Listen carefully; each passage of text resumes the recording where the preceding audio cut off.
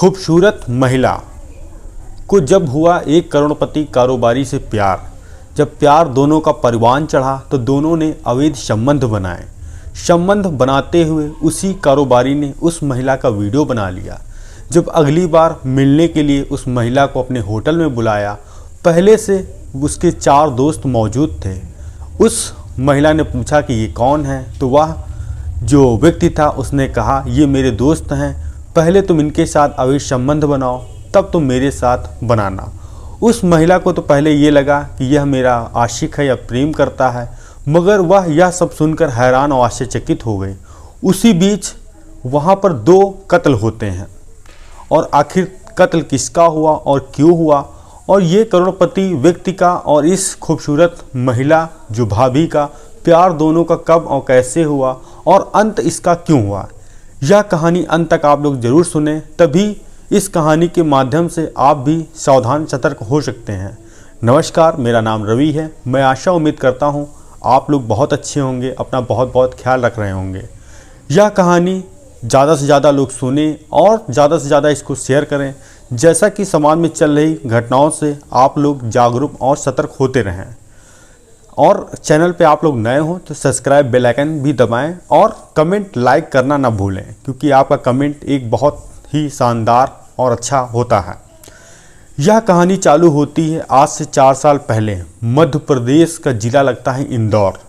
यहाँ पर पति पत्नी, पति का नाम नितिन और पत्नी का नाम ममता, जो कि 4 साल पहले शादी हुई थी और इंदौर ज़िले में ही रहते थे। पति जो कि एक प्राइवेट कंपनी में नौकरी करता था और पत्नी जो कि घर पे अकेले रहती थी।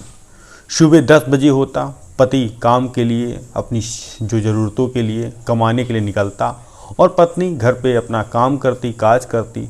सब कुछ ठीक ठाक चल रहा था। साधारण फैमिली थी, साधारण लोग थे, ना किसी से कोई मनमुटाव, ना किसी से ज़्यादा संवाद।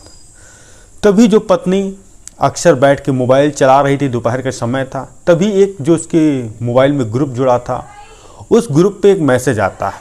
उस ग्रुप का नाम था राधे राधे ग्रुप और उसके एडमिन थे रवि ठाकुर, जो कि उसी ज़िले में रहते थे। और उनकी रवि ठाकुर की बहन थी जिसका नाम था सरिता, उसकी भी शादी हो गई थी, वह पास के मोहल्ले में वहाँ रहते थे। ये दोनों अहम भूमिका और अहम किरदार हैं, रवि ठाकुर और उनकी बहन सरिता और पति जो नितिन है, एक जो पत्नी ममता है। 4 लोगों की इस कहानी में ट्विस्ट है और यही बिल्कुल एक कहानी है। उसी मोबाइल पर एक मैसेज आता है कि वृंदावन मथुरा जाने के लिए जो व्यक्ति इच्छुक हो वह संपर्क करें और उसका किराया मात्र 250 रुपये। जब वह पत्नी जो थी ममता, जो कि बहुत खूबसूरत महिला थी, वह देखती है यह मैसेज तो थोड़ी देर के लिए वह थम जाती, वहीं पर सोचती है कि भाग दौड़ ज़िंदगी से भला अच्छा है एक दिन मैं भी निकालती हूँ और 250 रुपये में मथुरा वृंदावन घूम कर आती हूँ, क्योंकि रोज़मर्रा की ज़िंदगी से एक दिन बाहर रहूँगी, माइंड फ्रेश हो जाएगा। तभी वह उस पर कमेंट करती है, ठीक है मैं भी चलूँगी। और जो उसका एडमिन था, जो कि एक बहुत बड़ा कारोबारी और उसकी बसों का संचालन, जिसका नाम था रवि ठाकुर, उससे फ़ोन मिलाती है और कहती है, अपना नाम लिखाती है, पैसा जमा करती है।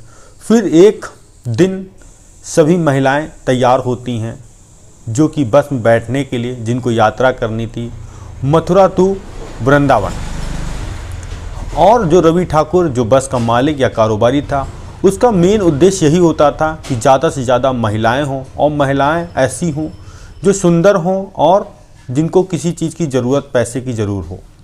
उन्हीं महिलाओं को वो टारगेट करता था। अब वृंदावन और मथुरा घुमाता है। इसी बीच रवि ठाकुर और ममता की मुलाकात होती है। दोनों रास्ते में एक दूसरे के प्रति इतना घुल मिल जाते हैं, इतनी बात करते हैं कि बस इंदौर आने से पहले ही दोनों एक दूसरे का प्यार परवान चढ़ जाता है। बस से उतरने से पहले ही दोनों नंबर एक दूसरे का एक्सचेंज कर लेते हैं। और जब ममता अपने घर आती है, अब क्या था, रवि ठाकुर उसके दिलों और जान में समा गया था। अब जब टाइम मिलता, रात हो या दिन होते, उसको चैट करती, मैसेज करती, हाय हेलो भेजती और एक दूसरे के प्रति दोनों जीने मरने की कस्में खा रहे थे। जो पति था अब वह घर आता है शाम को, देखता है कि जो पत्नी का है पहले से रवैया बदला हुआ है। जो पहले पत्नी जब मैं आता था पानी पूछती थी, हालचाल पूछती है, अब क्या है वह अपने ही मोबाइल में व्यस्त रहती है और हंस हंस के बात करती है। तो उस व्यक्ति को कहीं ना कहीं यह बात सता रही थी कि आखिर कुछ न कुछ इस जो मेरी पत्नी ममता है इसके दिमाग में कुछ चल रहा है। उसने सोचा क्यों ना उसके बिना बताए ही मैं इस सच का पता लगाऊं कि आखिर यह मेरी पत्नी कहाँ व्यस्त रहती है। तभी वह किचन में खाना बना रही थी और जो नितिन था वह उसका मोबाइल रखा था टेबल पे, उठाता है और उसमें देखता है कि कोई कॉल तो नहीं है ऐसा कि मेरे गैर हाजिरी में या मेरी औरत किसी व्यक्ति से बात करती है और उसी के बारे में सोच रही है। हालांकि वह कॉल डिटेल चेक करता है तो उसमें कोई भी ऐसा नंबर अज्ञात नहीं मिलता है जो उस पर वह शक करे। तभी वह व्हाट्सएप चैट देखता है तो चैट बिल्कुल एक नाम आता है रवि ठाकुर, जिसमें बहुत सारे मैसेज थे, बहुत सारी कस्में वादे खाए हुई बातें थी। जब वह देखता है तो वह भी बिल्कुल मानो गुस्से से हरा भरा हो जाता है और बहुत क्रोध होता है।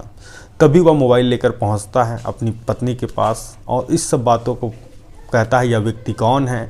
और क्योंकि उसको वह व्यक्ति के बारे में जानकारी थी, क्योंकि वह उसके ही मोहल्ले में रहने वाला एक कारोबारी, मशहूर कारोबारी था रवि ठाकुर। उसके और अपनी पत्नी के बारे में जब प्रेम प्रसंग के बारे में पूछता है और इतना डांटता फटकारता है और उसका मोबाइल तक वो जब्त कर लेता है पत्नी और हिदायत देता है, आज के बाद उस व्यक्ति से तुमने मिलने की कोशिश की तो मुझसे बुरा कोई नहीं होगा। चलो यहाँ तक उसने पत्नी ने बात समझी और वो डर गई, सहम गई और कुछ दिन तक उसने बात ना करना ही अच्छा समझा। अब रवि ठाकुर जो कि रात में फ़ोन आता और सुबह गुड मॉर्निंग गुड नाइट का मैसेज आता, और वह हैरान परेशान रहने लगा कि 2 या 3 दिन से कोई मैसेज या कॉल नहीं आ रहा है।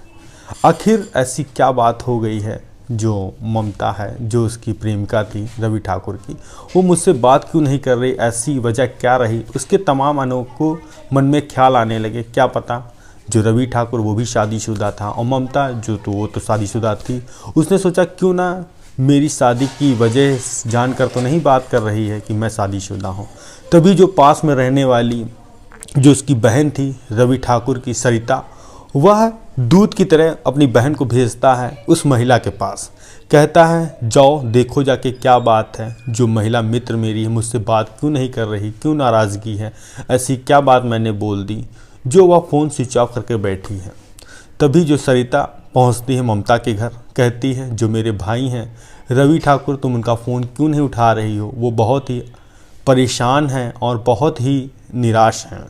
तो वह बताती है कि जो मेरे पति हैं उनको मेरे और रवि ठाकुर के प्रेम प्रसंग के बारे में पता चला, जिससे उन्होंने विरोध दर्ज किया और हिदायत दी, इसीलिए मैं बात नहीं कर सकती और मेरा फ़ोन भी उन्होंने जमा कर लिया है। अब जैसे ही सरिता अपने भाई को बताते ही ये बात, तभी जो उसका रवि ठाकुर जो प्रेमी था जो कहें, वह एक कीपैड फ़ोन देता है। फ़ोन देने के साथ साथ उसमें सिम एक अपनी ही आईडी से लेकर उस अपनी बहन को देता है, बोलता है कि ये जाकर तुम उस ममता को दे दो। तो वह बहन जाकर उस ममता को फ़ोन देती है। फ़ोन जाने के साथ साथ अब मैसेज तो हालांकि कुछ नहीं हो पाता, अब हाँ टाइम मिलता था तो एक दूसरे के प्रति बात होती, बात फिर गहराई इतनी हो जाती कि दोनों फिर एक दूसरे में डूब जाते हैं, मानो इनके आगे पीछे कोई नहीं था, कि जीने मरने कश्में खाना फिर चालू। तभी जो रवि ठाकुर था उस महिला को बोलता है कि मेरा मिलने का तुमसे मन कर रहा है, क्या तुम मेरे लिए इस होटल में आ सकती हो, जो कि होटल रवि ठाकुर का था। अब महिला का मन नहीं माना, वो अपने पति से छुपाकर मिलने के लिए रवि ठाकुर से उस होटल में पहुंचती है।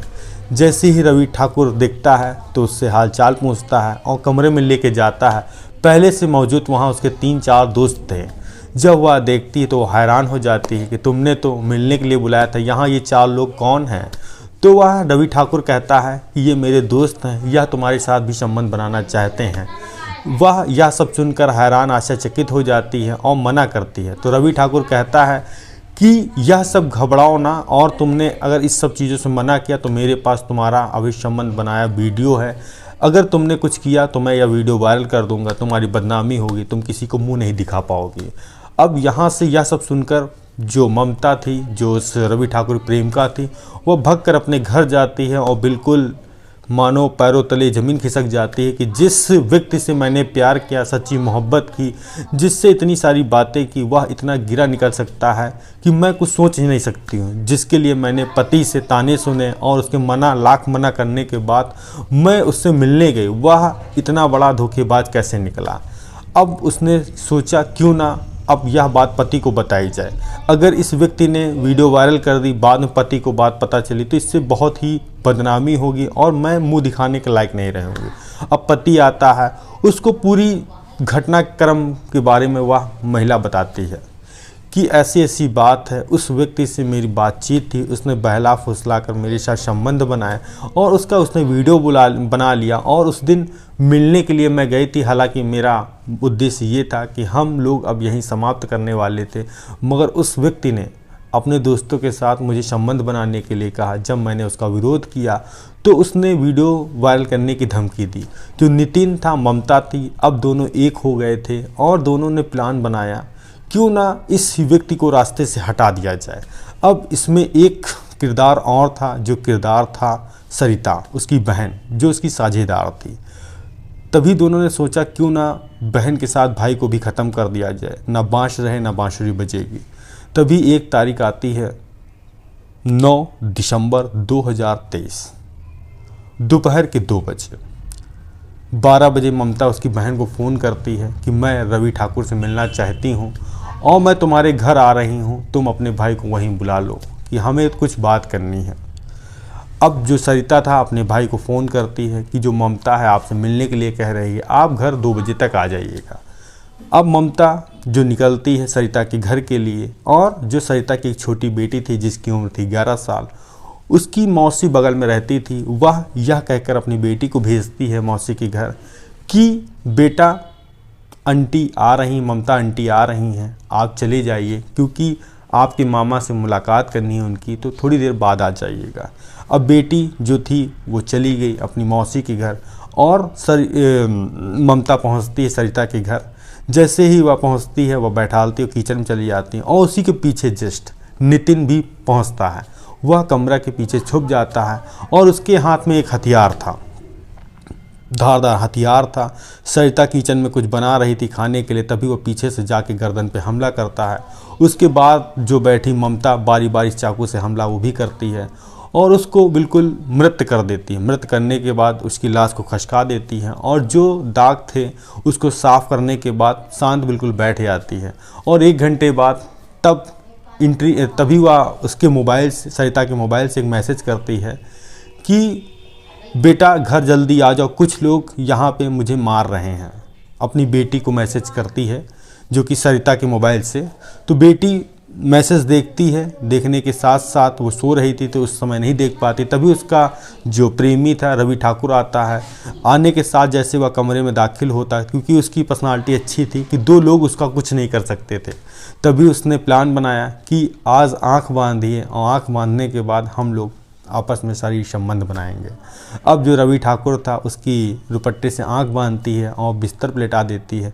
उसी बीच जो उसका पति था नितिन, वो छुपा था, तभी वह धारदार हमला करता है, उसको भी मौत के घाट उतार देता है। उतारने के साथ साथ अब उनका प्लान यही था जो सरिता की बेटी है वह भी घर आ जाए, उसको भी निपटा दे, अब पूरा सफाया हो जाए। कुछ देर तक वो लोग वेट करते हैं, जानते बेटी नहीं आए, तब वो लोग दोनों फरार हो जाते हैं। जब बेटी मैसेज देखती है, मैसेज देखने के बाद जो उसकी आंटी किराए पे रहती थी बगल में, उनको फ़ोन करती है, कहती है आंटी घर में जाके देखिए कोई आया है क्या, मम्मी ने मैसेज किया है। उसका कोई जवाब नहीं आता। बेटी जैसे ही घर आती देखती है जो मम्मी हैं और मामा, जिनका नाम रवि ठाकुर, सरिता, दोनों मृत अवस्था में पड़े हैं। तुरंत पुलिस को सूचना दी जाती है। मौका वारदात पर पुलिस पहुँचती है। पहुंचने के साथ साथ सबसे बड़ी मामला ये था आखिर इन दोनों का कत्ल किसने किया और बेटी मौका वारदात से क्यों दूर थी।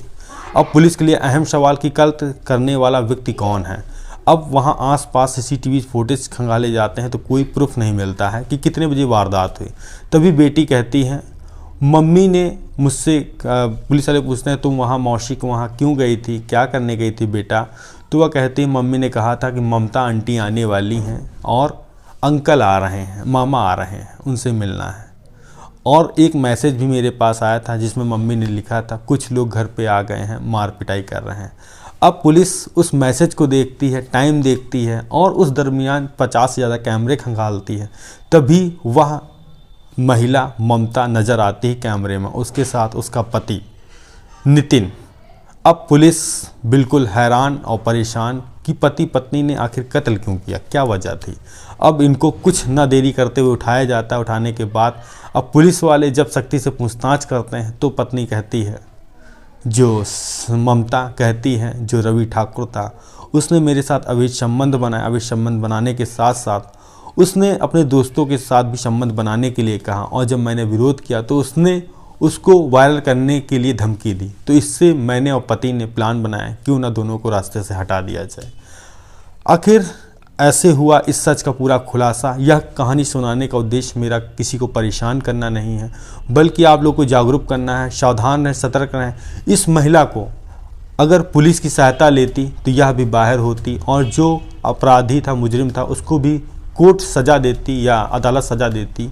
इससे यह खुद गुनहगार बन गई है और जो इसका पति है वो भी गुनहगार हो गया है। यह कहानी ज़्यादा से ज़्यादा लोग आप लोग शेयर करें और अपने रिलेशन वालों को भेजें। और ज़्यादा से ज़्यादा कहानी जब शेयर होगी तो आप लोग जागरूक और सतर्क होंगे और इसी तरह के वीडियो आपके बीच आते रहेंगे। मिलते हैं नेक्स्ट कहानी में। जय हिंद, जय भारत।